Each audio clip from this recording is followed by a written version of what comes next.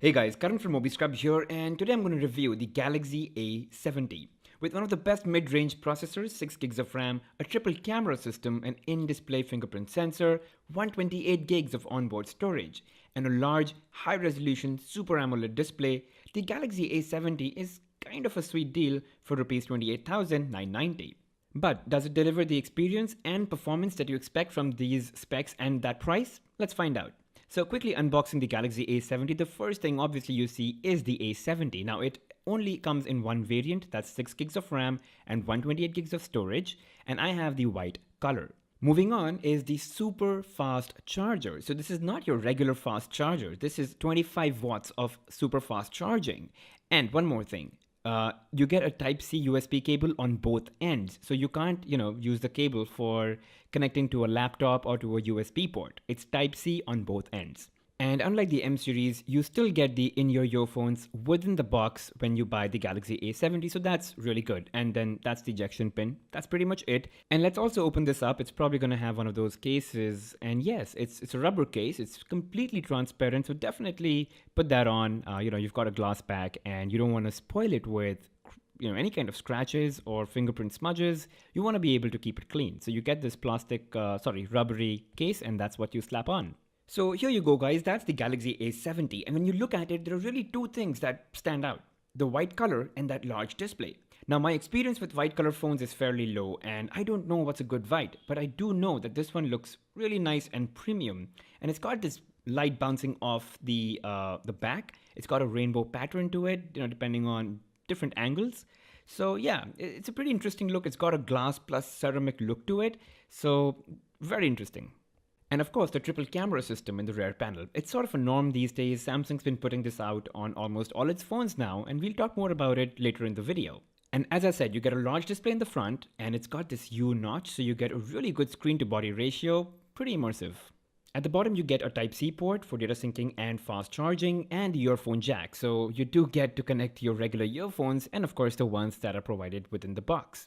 You don't get a dedicated Bixby key, but there is a setting in the phone that would allow you to hold the power key to launch Bixby if at all you want to use it. Now, in terms of how easy it is to use with just one hand, it's not. It's a large phone, and though it does have, that one-handed operation, it kind of defeats the purpose of owning a large screen phone. But a large screen has pros and cons to it, and that means it's difficult to keep in your pocket or use it with just one hand. But when when you're watching a movie or when you're playing a game, it's just an unparalleled experience. Surprisingly, it does not feel very bulky despite a large screen and a pretty hefty battery. It's pretty slim, feels premium, and overall, it looks good. Moving on to the software, the Galaxy A70 is running on Android 9 Pie with Samsung One UI version 1.1, which also happens to be the same software on, the new Galaxy S10 lineup. So you almost get like a flagship software experience on the Galaxy A70, which is good. Now you're presented with a lock screen that contains lock screen stories, and these lock screen stories change every time you lock and unlock your display. Now you could swipe down to explore that story. Some of these could be sponsored, could be useful, may not be useful, and you could scroll them like a feed if you want to, just engage yourself into some content or entertainment. But otherwise, you could just unlock it. Of course, there's optical in-display fingerprint sensor. It's not ultrasonic, and you still have face unlock, which I actually prefer over the fingerprint unlock because it's just faster, so it's there. And right out of the box, your phone does not come with too many pre-installed applications, which is good. There's not a ton of bloatware. Samsung's just put in the essentials, and that's pretty much it. So you get some Microsoft apps, you get Google apps. All these other apps that you see at the end are something that I've already installed on the phone after I opened it up. But yeah, it does, the software allows you for some customization, as does One UI. So you can change your navigation styles, you could use gestures, you could turn your phone into dark mode, and all your native UIs go dark, and that's really good. So yeah, you've got all of that. And now let's talk about the display. It's a 6.7-inch display with a resolution of 1080 by 2400 pixels. That's insane clarity, crispness, and a very high resolution actually. Plus it's Super AMOLED display, so you get the best-in-class display from Samsung, and we all know how good Super AMOLED displays are. I mean, the screens are absolutely fantastic, they're punchy, the colors burst out like in no other display. And of course, what you see here on the video is what you see through my camera lens, which may not be the perfect way to really look at and measured this display, but I can tell you it's really high quality, it's very crisp, and whatever games you play or videos you watch, you're gonna have a lot of fun.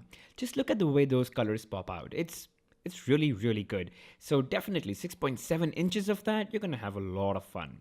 And yeah, it's just the sharpness, the clarity is just insane. And here is just a clip I'm playing from the movie. I mean, it's amazing. I love how it looks. And the fact that you're able to get this display at a cost like this with everything else that the phone is offering, I think it's a pretty good deal overall that I've been saying. And jumping right into the performance, the Galaxy A70 is running on Snapdragon 675. It's a fairly new processor, it's pretty fast, it's very battery efficient, and delivers a pretty good performance for a mid-range processor.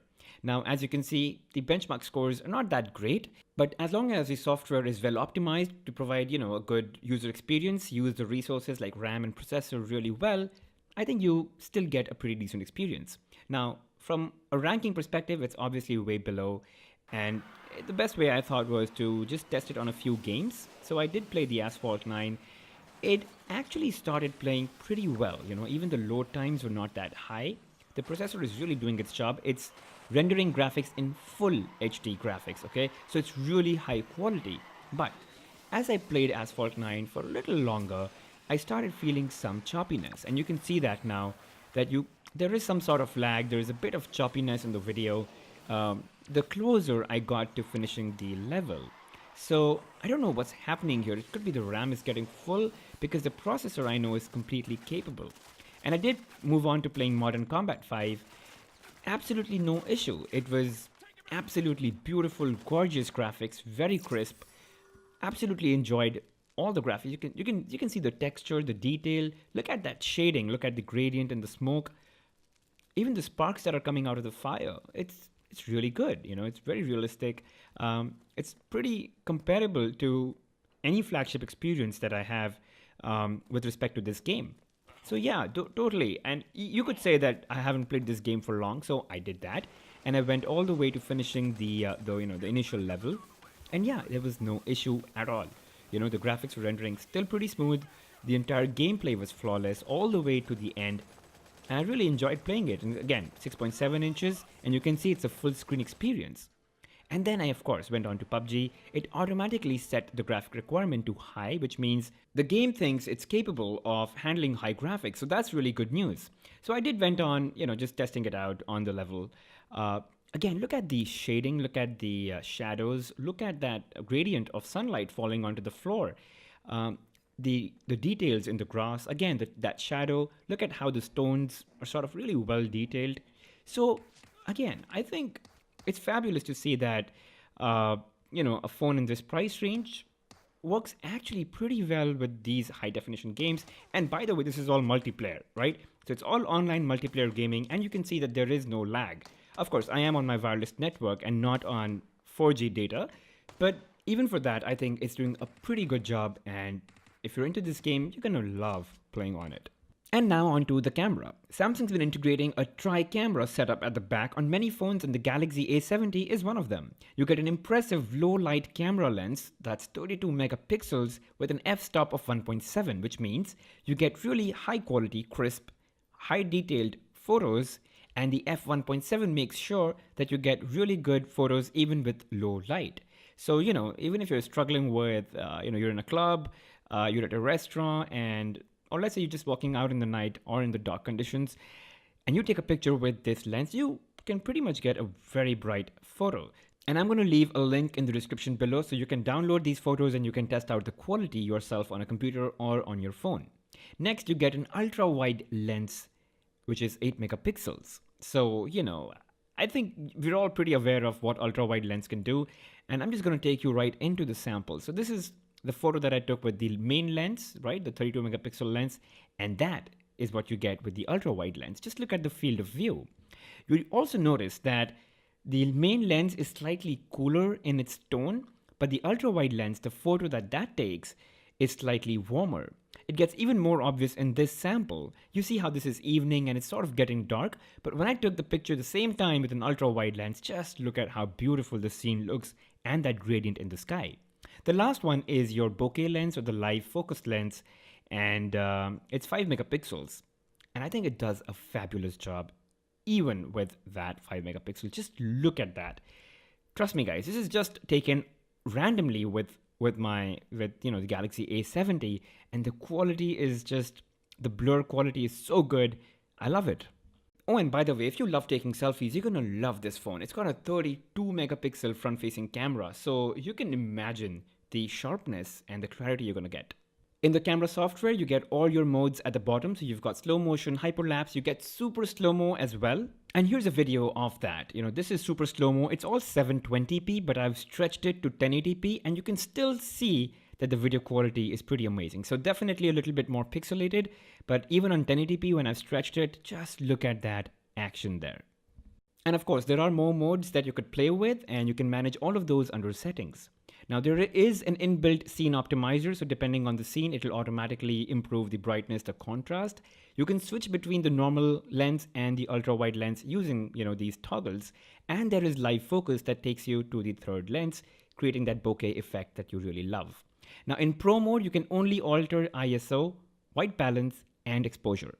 And lastly, let's come to the battery life. You get a 4500 milliampere hour battery at the back, which is actually very sizable for any phone. It's undoubtedly going to last you the entire day and sometimes day and a half without charge depending on use.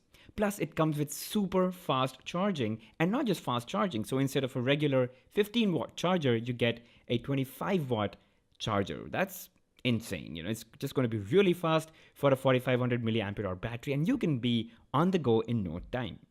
Overall, the Galaxy A70 is like an all-rounder smartphone that's got a good of everything, including its price. Performance, display, and camera all packed together in a good-looking phone, and it's priced well enough. It does lack the superior snappy performance given it has a semi-powerful processor, but it should be enough to deliver a good user experience at the end of the day. So you buy this phone if you're looking for a great display experience, a long-lasting battery to take you through the day, and credibility of a Samsung smartphone. The only 4 competitors that I think are worth considering are the Vivo V15 Pro, the Oppo F11 Pro, the Redmi Note 7 Pro, and the Asus Zenfone 5Z.